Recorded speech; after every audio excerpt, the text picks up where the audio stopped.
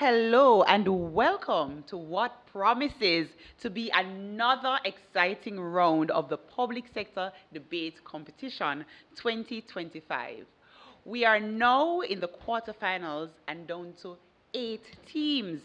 I'm Tamika Gunmighty, Communication Specialist here at the Transformation Implementation Unit and your host for today's match. We're happy you joined us, whether here at 6 Saxthorpe Avenue or on our social media platforms. Today, the top 8 teams will face off in the quarterfinals to decide who will advance to the semifinals, the 4 teams who will advance to the semifinals. It has been a riveting competition so far. The past few rounds have had teams who have excelled and represented their organizations well. We said farewell to the 8 teams in the last round, and we'd like to thank them for their participation. If you missed that action or any of the rounds before, remember you can catch up on those matches on our social media platforms, Facebook or YouTube. Now we turn our attention to our teams today, who will be facing off with the MOOT. Be it resolved that citizens should have the right to refuse to participate in compulsory military service on moral or ethical grounds. Our teams today in team proposition is the Jamaica National Heritage Trust, and they will be facing their opponents, the National Irrigation Commission. Very exciting match. Before we begin, we ask the teams to introduce themselves. We turn our attention to the team from the Jamaica National Heritage Trust as they introduce themselves. Felicia Dawson, first proposition speaker. Abigail Tennant, second proposition speaker. Gleson Dunn, rebuttal speaker. Thank you so much to our team from the Jamaica National Heritage Trust. We now turn our attention to the National Irrigation Commission as they introduce themselves. Good day, everyone. My name is Kamoy Kerr, first opposition speaker. Good day, everyone. My name is Shania Gotcha James, second opposition speaker. Good day, everyone. Alex Murray, third reply speaker, team opposition. Thank you so much to our team from the National Irrigation Commission. Today's adjudicators are our partners from the Jamaica Association for Debating and Empowerment, and we ask our judges to introduce themselves. Good morning, everyone. My name is Javon Downey, and I'll serve as the chair adjudicator for this match.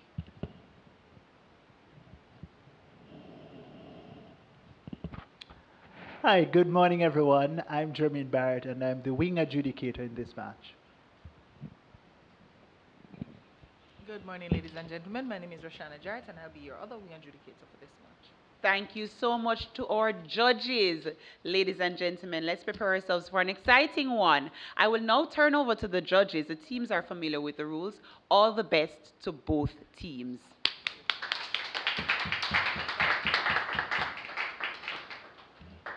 Thank you very much, Tamika.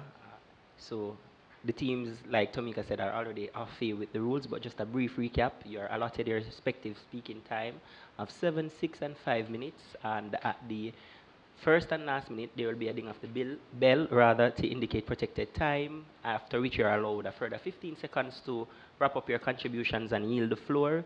We will have 2 periods of cross-examination, and I will explain the rules for that section as we draw closer. So without further ado, let us get straight into the debate and we make welcome the first proposition speaker. Hear, hear. Yeah.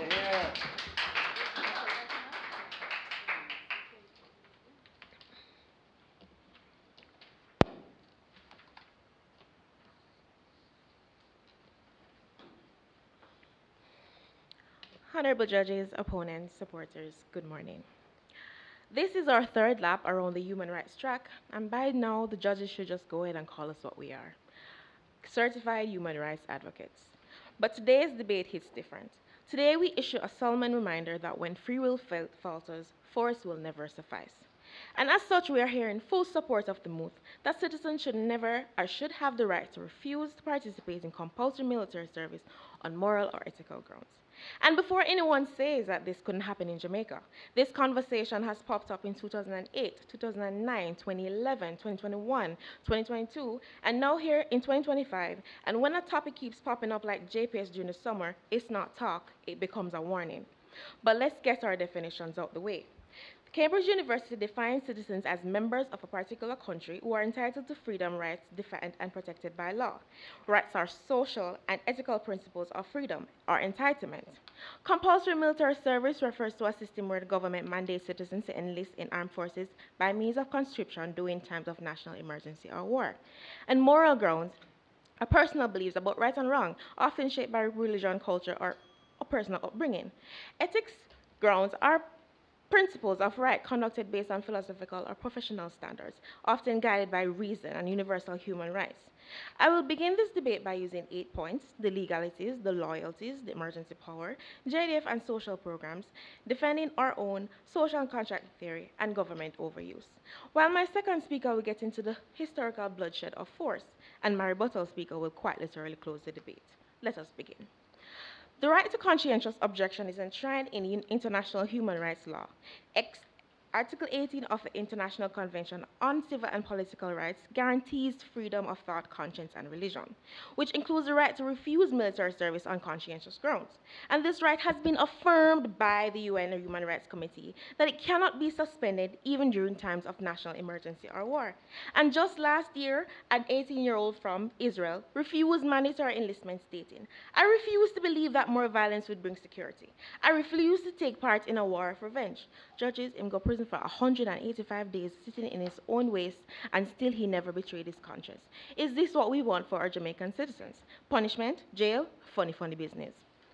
But what kind of patriotism demands that you betray your conscience to prove your loyalty? If obedience was the gold standard of patriotism, then Paul Bogle and Sam Sharp would have been enemies of the state. But today, we call them heroes because they stood up for unjust laws, disobeyed orders, and followed their conscience. So if you ask yourself, if we honor them by resisting system of oppression, why are we now punishing people for saying, "I cannot fight for a cause I do not believe in"? My opponents will surely come here and suggest that in crisis rights can be limited, and sure enough, rights can bend, but freedom of conscience, that one does not snap, not even under pressure. Freedom of conscience does not disappear in time of crisis. In fact, it is most essential then. And this is the law. Forcing citizens to kill and supporting, especially when it clashes with their morally code, does not make us safer, it makes us hypocrites. And if the government comes and claims that a war is just, that doesn't cancel conscience. Morality isn't a light bill that stops coming when you start T-flight. If we must obey the law because we say so, then we can just hand over every right, including our freedom of rights, freedom of life.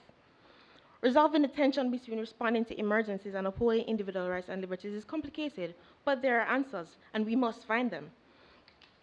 The reality is Jamaica already has a strong with steady growth in professional military, minus the 1 or 2 here making TikTok videos for ease of conscience. But the idea that a small number of conscientious objections would cause national collapse is simply not supported by facts. In fact, non-absolute conscientious objections can serve effectively in civil operations, and many are eager to do so. Just the other day, the leader of the Jamaican government came in an interview and suggested that mandatory military service can be used as a crime-fighting tool to recruit young men before gangs recruit them. Now let me make this abundantly clear. The purpose of the military is to serve and protect the country, not to act as a national rehabilitation program for quote-unquote unwanted and innocent youths. If the government wants to lead, then we not at this time, then we lead by example. Do not substitute one form of coercion for another. We cannot fight violence by training people to use violence, especially if they object to it morally. Furthermore, we are Jamaicans, and we defend, and when our countries and families are under threat, we rise, we show up, and we will step forward without being forced. We defend what matters. There's no need for disrespecting morality. The idea that everyone would suddenly object is not grounded in history or reality. And Jamaica, in its colonization to England, joined and supported World War II, which was won, while allowing for conscientious objections. And our opponents might argue that the social contract requires citizens to comply in times of war. However, contracts are two-way streets. Citizens aren't just mere subjects, bound to obey without question. The social contract demands mutual respect. Citizens contribute, and the state protects their inalienable rights, including conscience, morality, and ethics, and anything less than that is tyranny. And now let us consider the long game, right? Suppose the government does implement compulsory military service in a national emergency and it works. Hoo-hoo, Jamaica saved. What then? What would stop the government from making it permanent? And history has shown us over and over and over again that emergency powers, once accepted, is rarely surrendered without a fight. And if the government can suspend freedom of conscience today, then who's going to stop them from suspending freedom of speech tomorrow? Nah, we've seen it too many times. Egypt, Paraguay, the states of emergency now becomes default settings, one where fair rights, policies, and freedom becomes optional, not under my very alive body. And in judges, in closing, every genocide, every illegal war, and every state-led atrocity, there are people who says, I was just following orders. When the government overrides rights like freedom of conscience in the name of survival, it creates citizens who obey and never questions. And you know what's more dangerous than a war? A society where no one is brave enough to say that this is wrong. Our conscientious objectors are the pause in the madness, the red card before the play, the one who reminds democratic nations that power must never outrun principle. We affirm this moot. Thank you.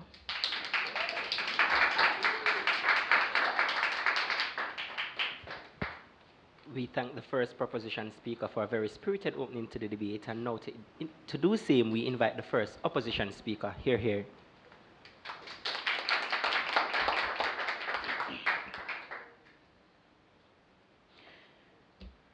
Honorable judges, adjudicators, and worthy opponents, good day. Today, we confront a deeply consequential motion that challenges the balance between individual freedom and civic responsibility. The proposition asserts, be it resolved, that citizens should have the right to refuse to participate in compulsory military services on moral or ethical grounds. We, the opposition, stand firmly against this motion. We acknowledge the rights of citizens, but as representatives of a responsible government, we must weigh the protection of individual liberty against the broader mandate to ensure national security, social stability, and collective welfare. And in this balance, civic responsibility cannot be optional.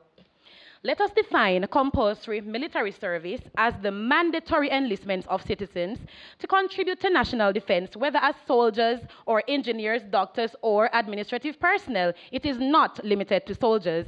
My team and I will address three core areas: the ethical and civic duty of citizens, national security and emergency preparedness, and the socio-economic benefits of a drafted military. Compulsory military service is not an arbitrary imposition. It is civic duty, vital to national stability.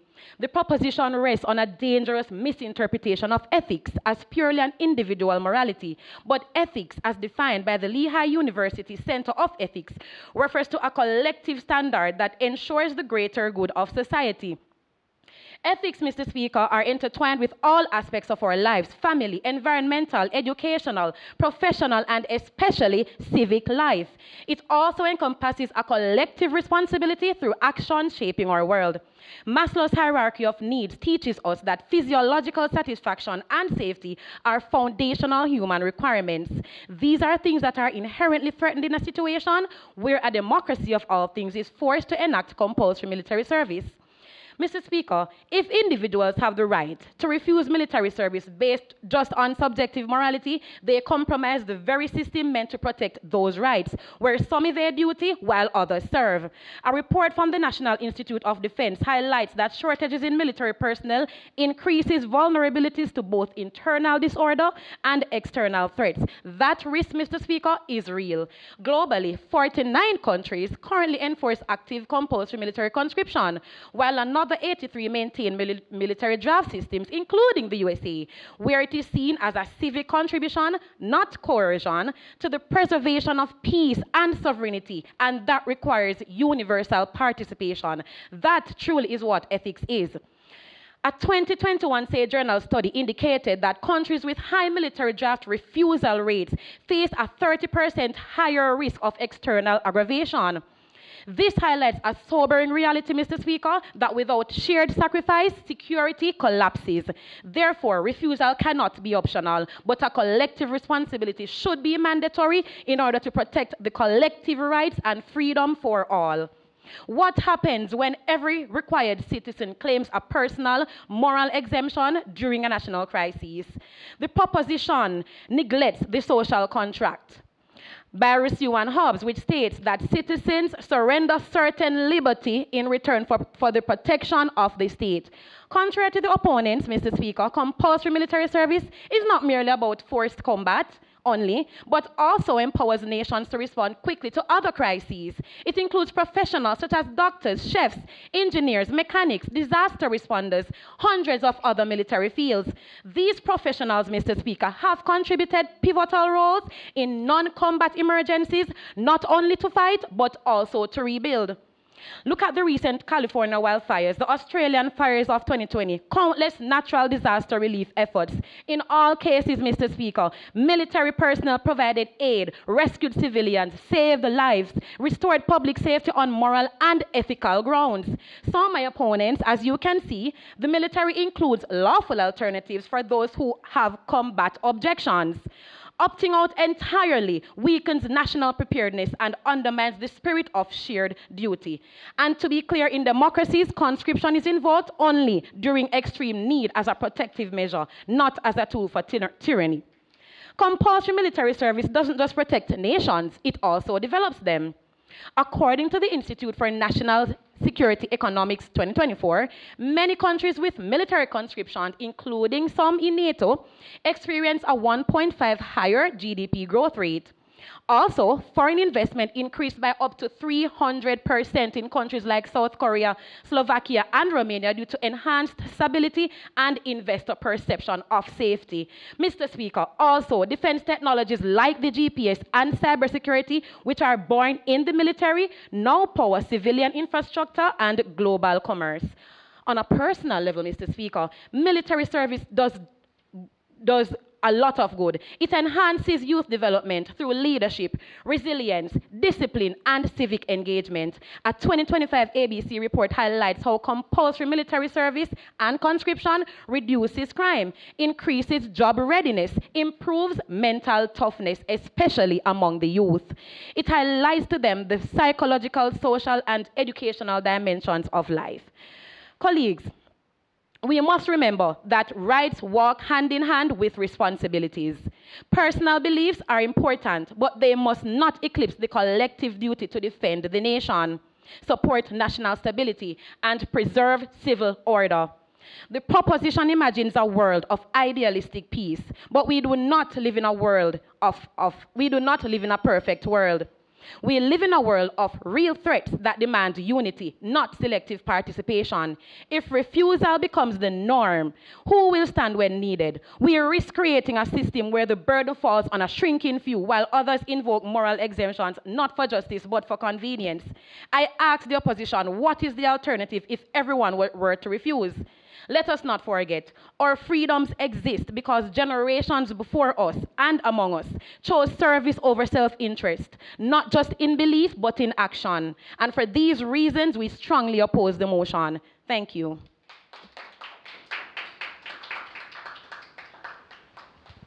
We thank the first opposition speaker for an also spirited contribution and opening to this debate. Round of applause for both first speakers. We will now enter into our first period of cross-examination where we invite opposition to field 3 questions to proposition, questions limited to 10 seconds and response capped at 30 seconds, and after which we'll flip the arrangement to have proposition fielding questions to opposition. Opposition, you're up. Thank you. So for team proposition, so in the event of a pending national crisis, what criteria would you use to determine which moral or ethical beliefs are valid and which are not?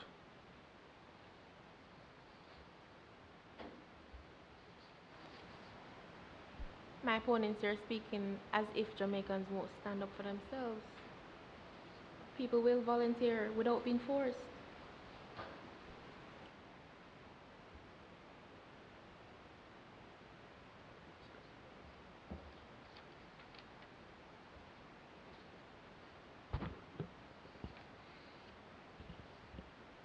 How do you justify this immeasurable weakening of one of the state's most crucial emergency powers, during a time of urgent need? My opponents, from what I'm sure that you would have seen, is JDF is very, very much reliable and they operate on volunteers. That alone should show you the power for a citizen and our nation.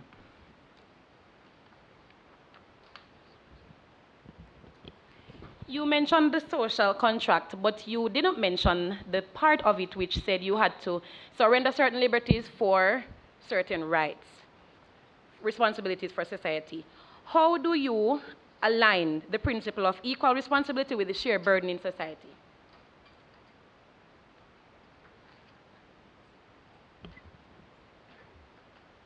My opponents, as I said before, contracts are two-way streets. So, yes, we have to support the government, but the government also should be able to protect our rights.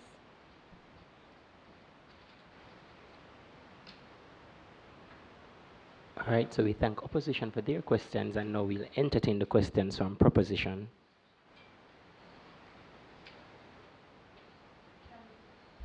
Can loyalty that's coerced ever be trusted in times of crisis? All right, so what we are saying is that in times of crisis, we will depend on the military to provide services. It's not coerced, it's a civic duty, as my first speaker would have mentioned. So it's not about coercion, it's being, in the times of crisis and need, persons need to rise up.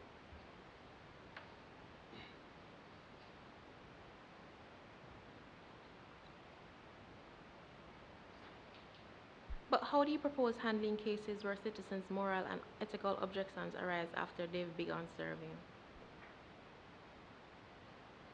All right, so with the military, they would have measures to basically understand as it relates to which members are deemed through a specific criteria to say that you have been serving there, but as we would have mentioned by our first speaker, again, it can't be the burden on a few when others are being exempted to carry out the duty that they would have signed up for in the beginning.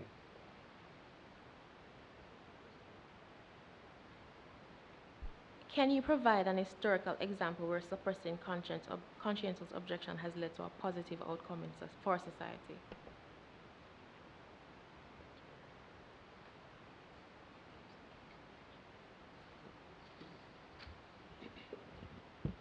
Okay, so in 1971, with the Vietnam War, the case of Gillette versus the United States, the Supreme Court had stated that there is no full way in which you can measure morals, right? It's immeasurable. And as such, the person's view in terms of objecting to just the Vietnam War was not upheld by the court. So you can't measure morals. Thank you to both teams for an interesting first period of cross-examination. We continue the debate, and now we make welcome the submissions from the second proposition speaker. Hear, hear.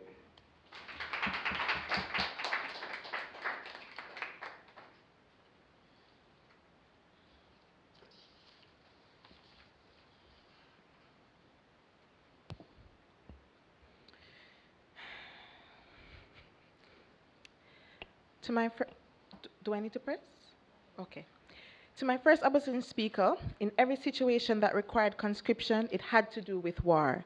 And in any form of serving, combat training is a must. And to the second speaker, in the Vietnam War, they did put a measure to the moral and objections, and hence why they came out of the war. To our adjudicators, debaters, and enthusiastic support, welcome to our match. You see us humans, we don't like to hear the word no. But we also don't like to be told we can't say no. A bit of a paradox, isn't it? When it comes down to it, we should not need to explain why we want to exercise our rights, but that's not how society works. When it comes to this MOOT, I without question agree that citizens should wholly have the right to refuse to participate in compulsory military service on moral or ethical grounds. Through my 4 points, we will place ourselves in the voluntary and conscripted shoes of military personnel in past and present war-torn countries, call upon the assistance of allies close by, examine the use of diplomacy in the face of war, and look at the damaging personal and social effects of their conscripted lives. In majority instances of conscription, there is opposition in both public and private spheres.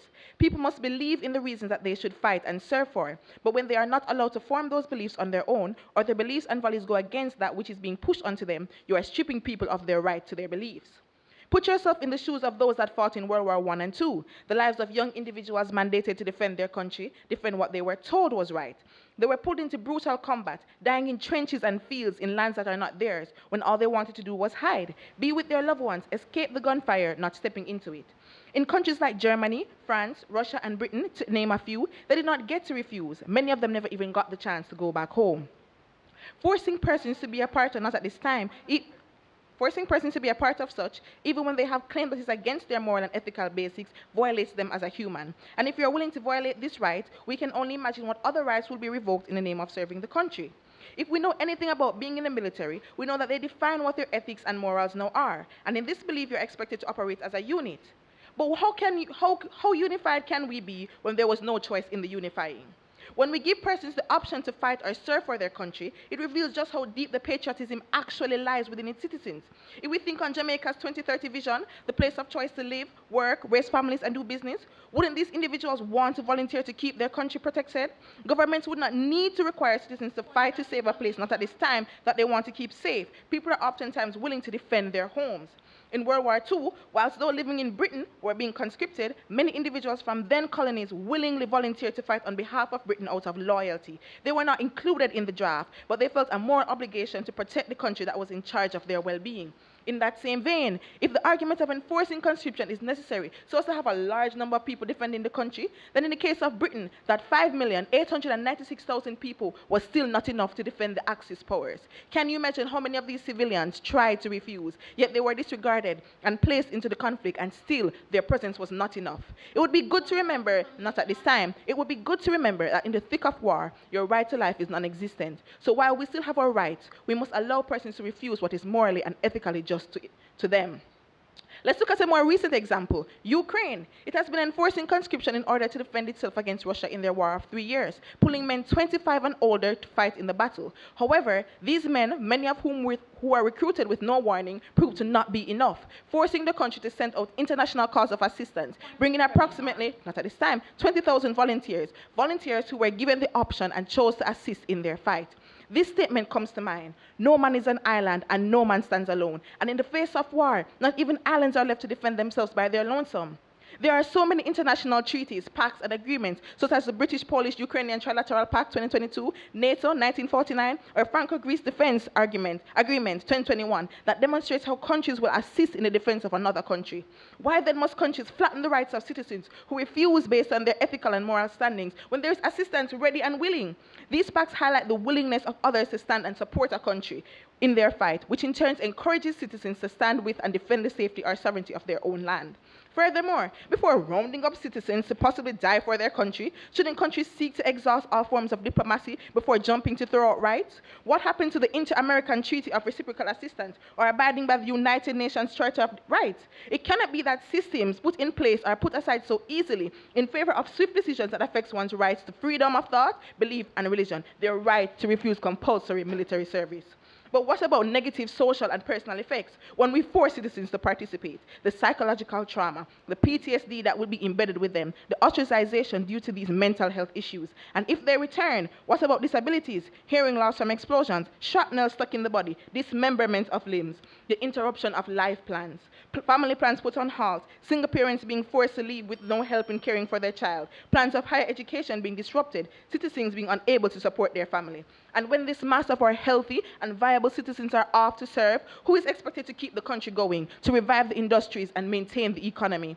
In refusing these rights, you are regarding the citizens of our country as human capital, free for government expenditure. My opponents' call to ignore citizens' rights will never be the ethical or moral way to accomplish anything, and we will cause more harm than good to society. In fact, this will brew resentment, even malicious compliance in citizens, causing a breakdown in the military operations. Judges, fair and just societies allow citizens the latitude to refuse to participate in compulsory military service on moral or ethical grounds. This is not a statement, it is a declaration. Thank you.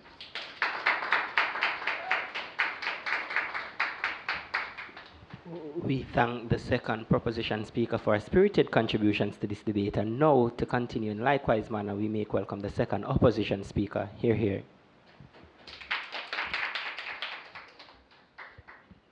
Esteemed judges, members of the proposition, and audience members, good afternoon. Let me begin with a simple but pressing question. What happens to a nation when individual beliefs are placed above the duty to defend it? This is the vision the proposition puts forward, a vision where personal conviction overrides collective responsibility. And this is the reason why we, the opposition, strongly refutes it. I am here today to reinforce our position that we, the opposition, emphatically reject the MOOT that citizens should have the right to refuse to participate in compulsory military service on moral or ethical grounds. Compulsory military service is not about personal preference. It's about national need and civic responsibility. The proposition argues that freedom of conscience should allow individuals to opt out of service. But let me be explicitly clear. Conscription is not about feelings, it's about functioning. We are not asking persons to fire a gun against their will. We are asking everyone to do their part. In World War II, over 25,000 American conscientious objectors served in medical, logistical, and civil roles. They did not betray their values. They did not abandon their country either, because rights do not exist without responsibilities. Just as we limit free speech when it incites violence or enforce curfews during emergency, personal liberties must sometimes yield to national necessity. So I ask, why should military service be exception? National security is a shared responsibility. A nation's safety cannot be left to volunteers alone. If individuals opt out at will, we risk being unprepared when threats strike internally or externally. Ukraine in 2021, without early organized conscription, the nation struggled to defend itself. Millions fled, and one of Europe's biggest refugee crises since World War II unfolded. Or look at Haiti today. Crime and violence reign supreme, and the absence of unified trained force has made recovery nearly impossible. The message is clear. Without a strong, ready defense force, a nation collapses. Colleagues, you do not prepare for a war during a war. You prepare before. Personal morals and ethics are inherently subjective and prone to hypocrisies, personal biases, and other unreliable factors. One person's belief may be another's excuse. During the Vietnam War, the exemption system was inconsistent and easily abused. In Gillette versus United States in 1971, the court ruled that objection to one war did not justify opting out of service altogether, colleagues. Why? Because selective ideology leads to selective responsibility, and that, my colleagues, is not equality. Thirdly, civic duty builds unity. Military service is not about defense, it's about shared sacrifice. It reminds us that freedom comes with responsibility. In a democratic society, we all pay taxes. We serve on juries. We follow laws. Why should be defending the nation be optional? Example, Switzerland, one of the most peaceful nations on earth, still maintains conscription. In a 2013 referendum, 73% of its citizens voted to keep it. Why? Because they understood unity comes from contribution. When everyone serves, no one is left behind. Or in Germany, where Defense Minister Boris Pistorius has publicly urged return of conscription as Germany grappled with military shortfalls, with only about 180,000 soldiers currently serving, short of its target of 203,000. Germany faces mounting pressures to secure its future in a volatile world, colleagues. A YouGov poll shows that nearly 60% of Germans support bringing conscription back. Again, why such support? Because citizens recognize that without shared sacrifice, there's no shared security. Now I'm going to challenge the common misconception that military service equals combat.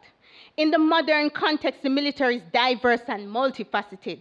It includes doctors, engineers, educators, logisticians, and disaster recovery experts. This is already happening in Jamaica. The JDF Professional Entry Service Member Program brings in skilled civilians to serve in non-combative roles. The Jamaica National Service Corps equips young people with discipline, employability, and life skills. Imagine this.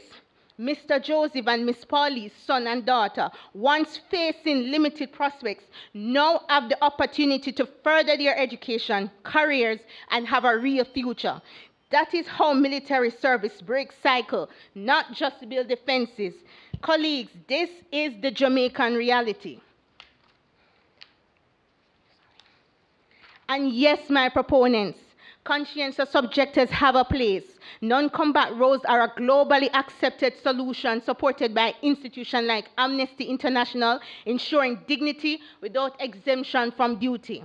In conclusion, yes, personal beliefs matter, but national security, unity, and equality matter more. A fair draft is not about forcing everyone into combat. It's about ensuring that no one is above responsibility, no loopholes, no special treatment. Because when crisis comes, and it will, our survival depends on shared sacrifice. True equality means standing together when the nation calls, and when that moment comes, we all must answer. Thank you.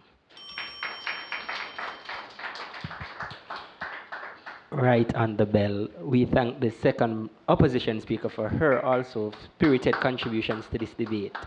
So now we are at the juncture where we'll entertain the second period of cross-examination. So once again, we'll allow opposition to field questions to proposition, and then we'll flip the arrangements. Proposition, you're up. Opposition, rather, you're up. To your point on Ukraine, 12 million Ukrainians had to flee the country in the face of war, and this was because of a lack of military preparedness. So how do you defend fleeing your nation instead of rather being prepared to defend it? Say that last part again.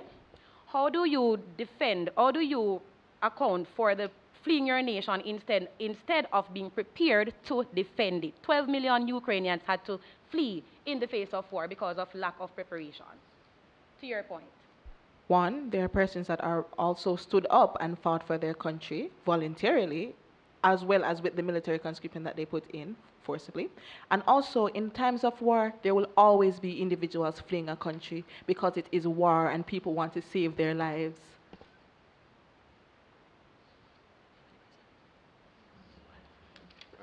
So to the second speaker, using the various treaties, you mentioned the Poland Pact, NATO, that are created to prevent wars. So what if those countries that you claim as your allies, on the basis of moral and ethics, indicate that they will no longer assist a country in times of crisis or war?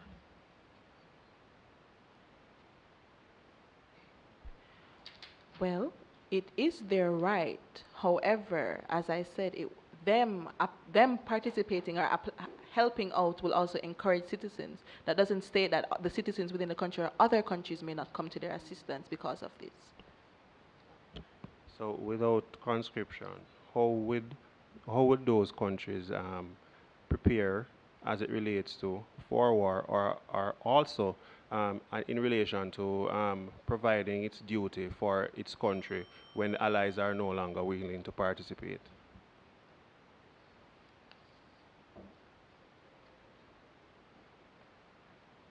All right, so you would have mentioned that the countries have a right as it relates to participating.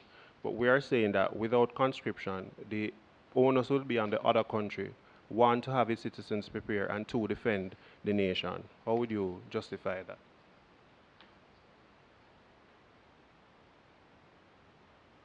You mentioned Haiti. With Haiti, many of the persons that are not fighting, they're coming from other Caribbean countries. The Caribbean does not have conscription, but yet persons are willing to aid. So I don't see how that is the same. We thank opposition for their questions, and now we invite proposition to pose their questions. My opponents, if it is not about war, then what is the point of conscription?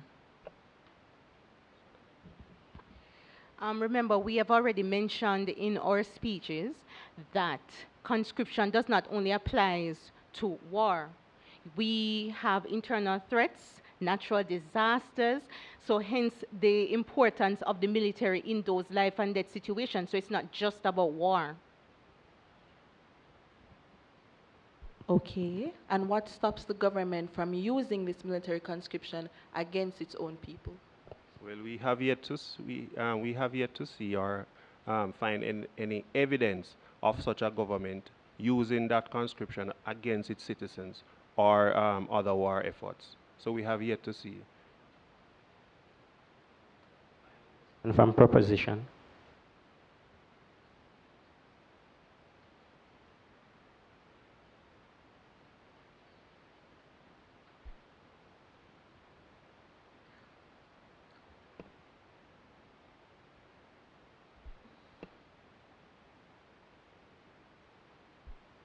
Wouldn't denying citizens the right to conscientious objection undermine the principles of freedom and democracy? Could you repeat? Wouldn't denying citizens the right to conscientious objection undermine the principles of freedom and democracy? We are not denying conscientious objectors. As I have mentioned previously, these individuals, if they do not wish to bear arms, there are other aspects in which they can contribute to the military machine. And we ask the question, where does personal conviction end and civic duty begin for you? Yeah.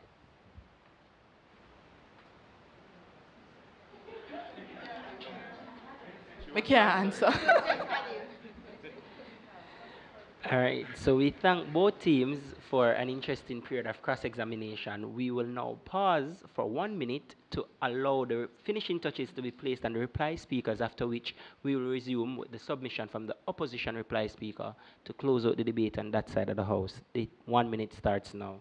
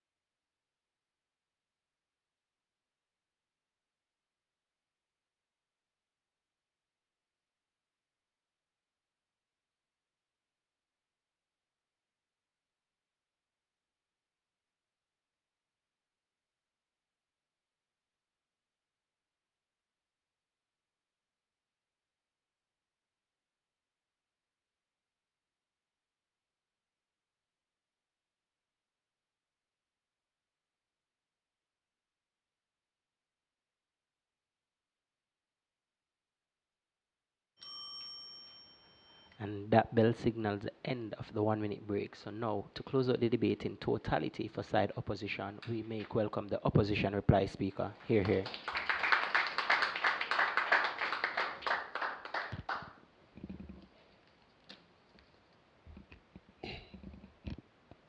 Good afternoon, everyone.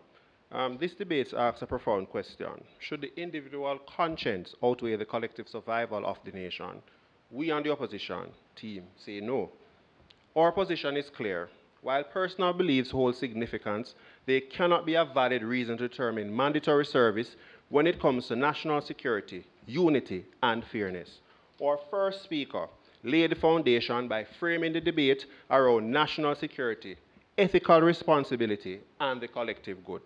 She also demonstrated how military service supports not just war efforts, but disaster relief, public order, and emergency response. Our first speaker also dismissed the flawed ethical framework of the proposition, reminding us that ethics must serve the greater good, not selective discomfort. Our second speaker strengthened the case, highlighting how subjective moral objections are prone to exploitation and how national defense is a shared responsibility, not choice.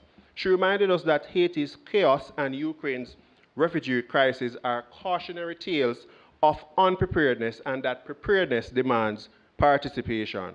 We have also shown how military service fosters unity, skill building, youth empowerment, and economic resilience. Now let me quickly address the core assumptions by our opponents. They have claimed that forcing someone to fight violates their conscience, but judges, this is a false dichotomy. Compulsory service doesn't always mean combat. Numerous supporting roles don't involve holding a weapon. Our opponents have argued that freedom of conscience is a human right, but rights come with responsibilities. The very Universal Declaration of Human Rights, while defending freedom of thought, also allows for limitations necessary for national security and public order. Absolute rights don't exist in any functioning society. Our team has also shown that national security should not be viewed as optional, but considered a civic duty. As stated by our first speaker, compulsory service isn't limited to frontline combat. It includes essential roles such as doctors and engineers. The military is considered a broad ecosystem designed as a response to war, disaster, and crisis, not as our team proposition has coined it. Our second speaker reminded us that depending solely on volunteers can lead to national vulnerability. Security is indeed a shared burden. In Jamaica, the Jamaica Defense Force supports not only in anti-crime operations like Zozo, but also in disaster response, youth engagement through programs like the JNSC. Imagine if half the population simply opted out during a hurricane season or a national emergency. Additionally, we have argued and evidence has supported that subjective ethics cannot be a practical basis of law. In contrast, the proposition case relies on vague and unmeasurable nature of ethics and morals. The opposition arguments lacks a clear framework for implementation and does not address the practical challenges posed by subjective exemptions. As the second speaker noted, not all beliefs are equal and not all objections are genuine. Take the case in point, Gillette versus United States, 1971. The US Supreme Court ruled that objections must apply to all wars, not just some. Even the USA struggled to regulate this fairly. How then would a smaller nation like Jamaica cope? In practice, this motion opens a loophole wide enough for mass evasion, placing undue burden on the willing few. Civic duty builds unity. In most cases, it levels the playing field. Rich or poor, religious or not, every citizen contributes. Isn't that what democracy is about? On the contrary, the proposition has painted military service as an imposition on freedom. But in reality, democracy functions because its citizens step up when needed. In closing, to allow every individual to opt out on personal beliefs is not just dangerous, it is reckless. It opens the floodgates for abuse, deepens inequality, and leaves our nation vulnerable. The proposition wants us to prioritize the individual's subjective conscience over the collective good. We say that is a dangerous trade-off. Once again, I ask, when disaster strikes the proposition, when our borders are threatened, and when our people cry for help, who will respond if we all say, not me? We, the opposition, reject this motion without reservation. Thank you.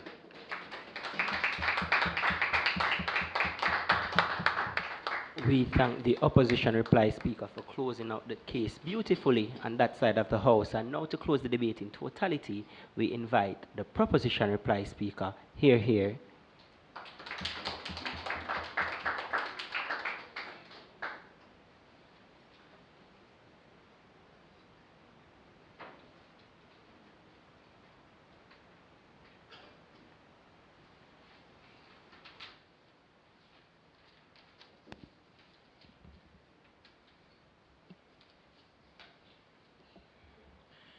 Honorable judges, worthy opponents, and my fellow Jamaicans, good afternoon. The opposition told us conscience is not about feelings, it's about function. Well, we're here to say no. Conscience is not a function of the state. It is a fundamental human right. It is what makes us more than just tools. Doing alternative military service is a convenient loophole to one's ethical and moral rights to refuse. Let us begin where truth and tragedy meet. In peace, sons bury their fathers. In war, fathers bury their sons. That quote from Herodotus captures exactly what this debate is about. War is unnatural, and so it's forcing someone to kill against their will. And what greater tragedy is there than a son buried by a war he never believed in, forced by the very country he loved? The opposition says ethics belong to the collective. We say ethics begin with the individual. This motion is not anti-service, it is pro-choice, pro-conscience, pro-freedom. Our opponents argued that military service is a civic duty, but duty without choice is just dictatorship with manners. A government that demands blind obedience has already failed in its duty to inspire voluntary service. If the state can force you to hold a weapon when your soul says no, then what can't it force you to do? My first speaker talked about social contract. In case you forgot, let me remind you, no contract is valid if it violates your humanity. Over 80 countries, including Canada, the UK, and Germany, legally recognize conscientious objection. Are they less patriotic, less secure, or are they simply more just, my opponents?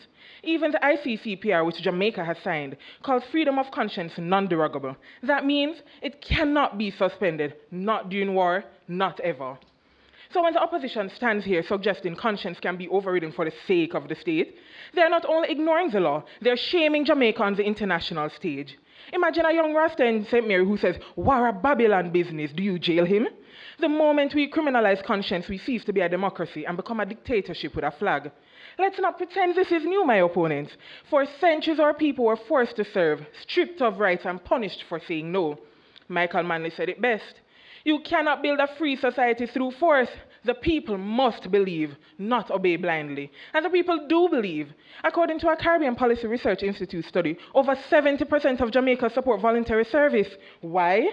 Because we know our people. We know the Jamaican spirit. Quick to defend, quick to act, quick to protect.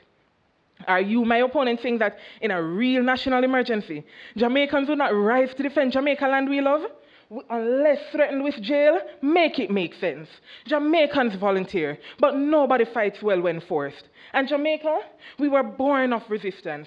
We never needed force to fight for freedom. Replacing the slave whip with a summons letter does not change the roots. It just modernizes the injustice. You can force the body into battle, but you cannot force the mind to survive it. Let me ask you this.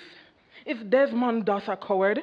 The U.S. Army medic who refused to carry a weapon on religious grounds yet saved 75 lives in Okinawa without firing a single shot?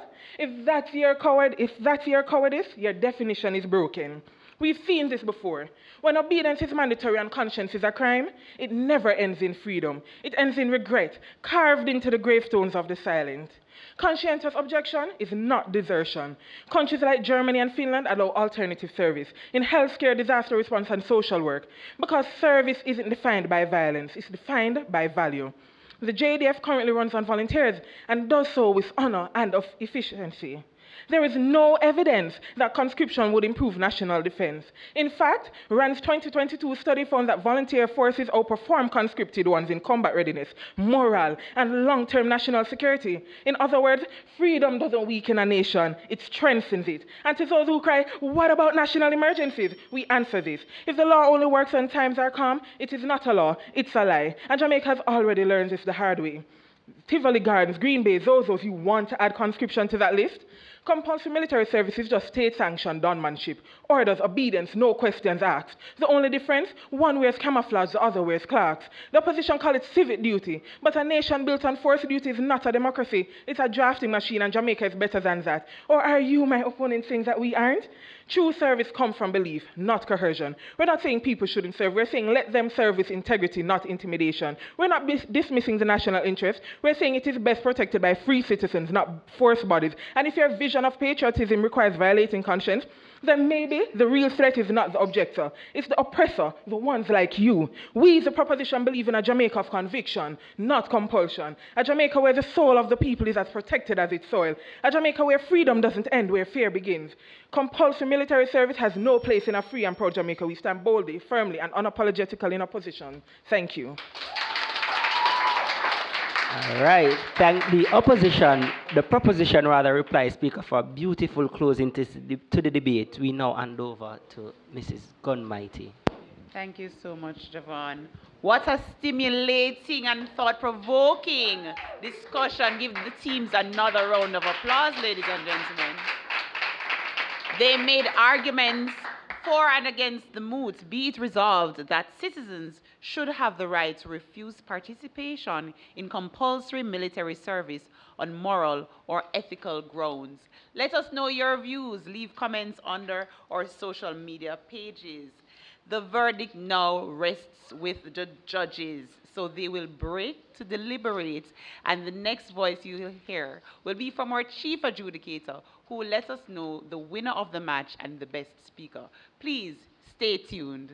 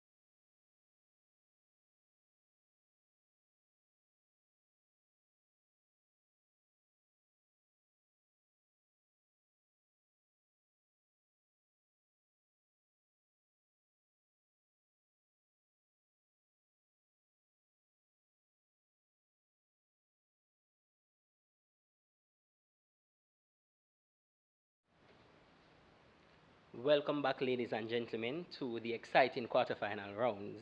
We just witnessed a match under the MOOT. Be it resolved that citizens should have the right to refuse to participate in compulsory military service on moral or ethical grounds.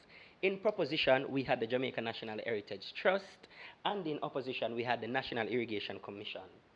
And an exciting and interesting match it was. So let's get straight into it.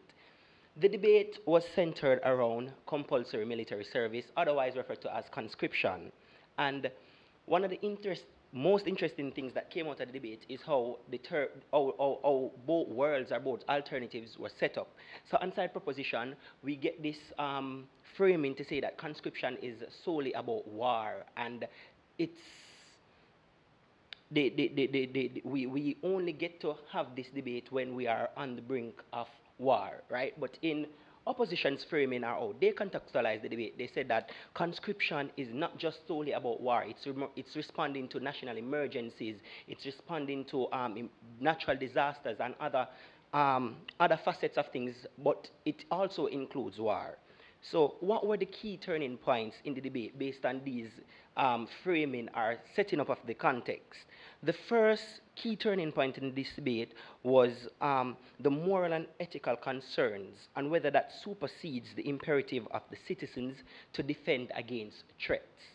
On side proposition, we get this idea that moral and ethical obligations should be respected.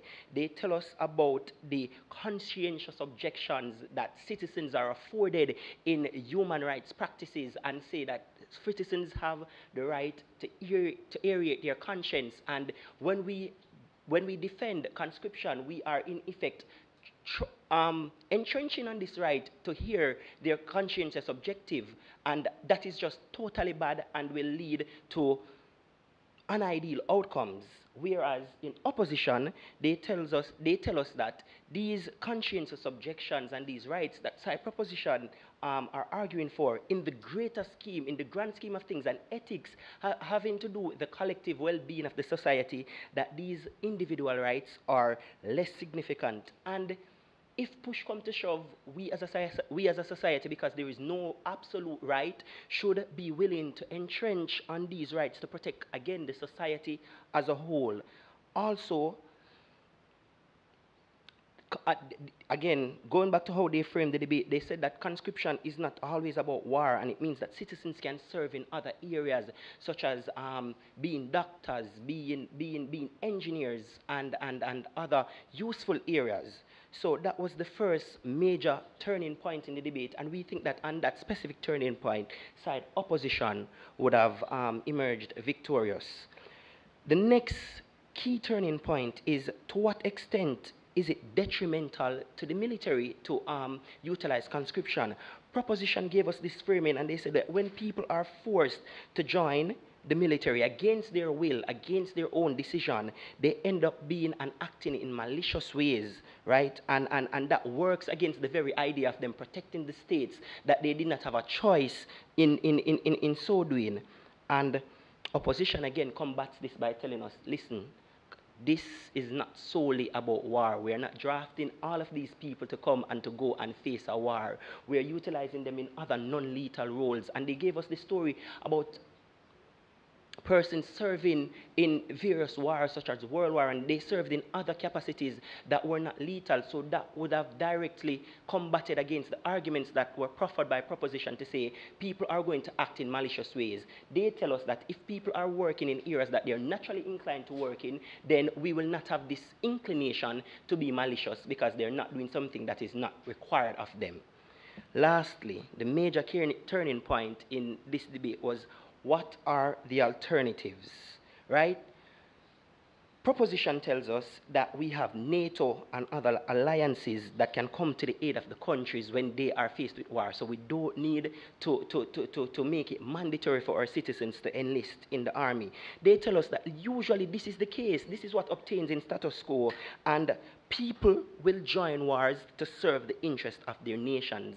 And they told us about the Ukrainian situation. And they said, yeah, while you have persons leaving Ukraine, you also have persons that are standing up and being willing to fight in these wars, should it come to war. on-side opposition, they tell us that since it is not an obligation for these other nations to participate in the war, there is no safeguard or there is no guarantee that these other nations will actually fulfill these supposition that they will uphold their treaties, right, that they're signatories to. And they say to that extent, the best way to safeguard and protect the state is through conscription and through compulsory military service. So ladies and gentlemen, as a panel of adjudicators, when we sat and we weighed all of these arguments, it was a closely contested match, with the winner advancing on 287 points, and the second place team closely behind on 278 points. The winner of this match is the team in opposition, the National Irrigation Commission. And I will invite at this time to make the presentation for the best speaker, Mrs. Tamika Gunmighty. However, the best speaker indeed came from the team that lost this match with a wonderful late surge. We thought that Mrs. Glenson Dunn was the best speaker.